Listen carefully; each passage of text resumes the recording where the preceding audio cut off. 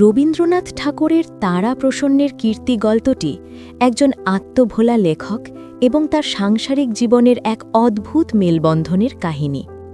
এটি মূলত হাস্যরসের আবরণে মোড়া একটি করুণ অথচ মিষ্টি গল্প।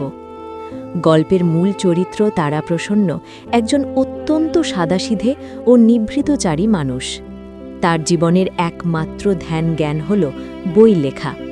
তিনি দীর্ঘ সময় ধরে অত্যন্ত কঠিন ভাষায় বেদান্ত প্রভাকর নামক একটি দার্শনিক গ্রন্থ রচনা করেন।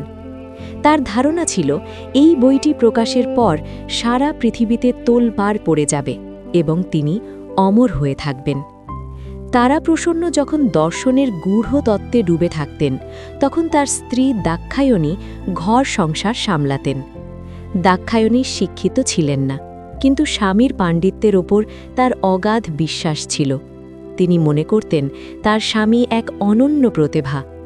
সংসারের অভাব অনটন সত্ত্বেও তিনি তারাপ্রসন্নকে কোনোদিন বুঝতে দিতেন না যে ঘর চালানো কতটা কঠিন। স্বামীর লেখা বইটির প্রতি তার এক ধরনের পবিত্র ভক্তি ছিল। অনেক কষ্টে জমানো টাকা এবং গয়না বন্ধক রেখে শেষ পর্যন্ত বেদান্ত প্রভাকর বইটি ছাপানো হয়। দাক্ষায়ণী আশা করেছিলেন বই বেরোলে ঘরে টাকা আসবে এবং চারদিকে জয় জয়কার হবে, কিন্তু বাস্তবতা ছিল ভিন্ন। বইটি এতই কঠিন ছিল যে সাধারণ মানুষ তো দূর, পণ্ডিতরাও তা পড়ার আগ্রহ দেখালেন না। একটি কপিও বিক্রি হল না। তারাপ্রসন্ন প্রতিদিন ডাকঘরের সামনে গিয়ে বসে থাকতেন কোনো চিঠির আশায়, কিন্তু কোনো সমাদর এলো না। এরই মাঝে তারাপ্রসন্নের বাড়িতে তাদের আত্মীয় শশধর ও তার স্ত্রী রেবতী বেড়াতে আসেন। শশধর আধুনিক ও কিছুটা চতুর মানুষ। তিনি তারাপ্রসন্নের সরলতার সুযোগ নিয়ে তাকে বিদ্রূপ করতেন। রেবতী আবার দাক্ষায়ণীকে তার গয়না ও ঐশ্বর্য দেখিয়ে তুচ্ছ-তাচ্ছিল্য করার চেষ্টা করতেন।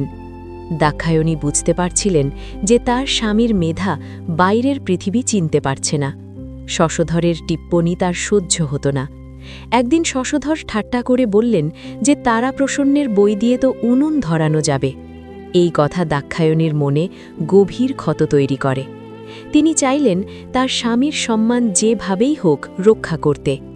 গল্পের শেষে দেখা যায় তারাপ্রসন্ন বুঝতে পারেন তার বইটি ব্যর্থ হয়েছে, কিন্তু দাক্ষায়ণী তাকে সান্ত্বনা দিতে নিজের শেষ সম্বলটুকু দিয়েও স্বামীর মুখে হাসি ফোটানোর চেষ্টা করেন। তিনি স্বামীর ব্যর্থতাকে আড়াল করে তাকে এই বিশ্বাসে রাখতে চান যে তিনি সত্যিই বড় লেখক। এই গল্পে রবীন্দ্রনাথ দেখিয়েছেন যে একজন সৃজনশীল মানুষের কাছে তার সৃষ্টিই সব, কিন্তু সেই সৃষ্টির মূল্য জগৎ না বুঝলেও ভালোবাসার মানুষটি আংলে রাখে। এটাই গল্পের আসল সৌন্দর্য। দাক্ষায়ণীর ত্যাগ ও স্বামীর প্রতি নিঃস্বার্থ ভক্তি গল্পটিকে একটি অনন্য মাত্রা দিয়েছে।